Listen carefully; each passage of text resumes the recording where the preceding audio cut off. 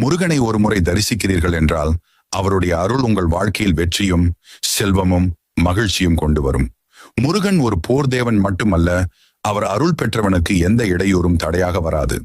சபரிமலைக்கு போனாலும் திருச்செந்தூருக்கு போனாலும் முருகனை நினைத்தாலே கூட மனதில் இருந்த கஷ்டங்கள் அகன்றுவிடும். வாழ்க்கையில் சில சமயம் நம்மால் எதையும் செய்ய முடியாத மாதிரி தோன்றும். அப்போதே முருகனை தியானிக்கவும், ஓம் சரவண பவ என்று சொல்லவும். அந்த ஒரு சொல் உங்களுடைய மனதை வலிமையாக்கும், உங்களுக்குள் இருக்கும் தைரியத்தை எழுப்பும். முருகன் தனது பக்தர்களை ஒருபோதும் கைவிட மாட்டார்.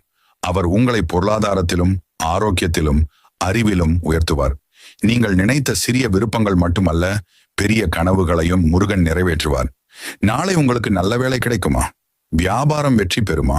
குடும்பத்தில் சந்தோஷம் வருமா? எல்லாவற்றுக்கும் ஒரு பதில் முருகனின் அருள் இருந்தால் அது நிச்சயம் நடக்கும். அதனால் இன்று முருகனை தரிசித்து அவரிடம் உங்களுடைய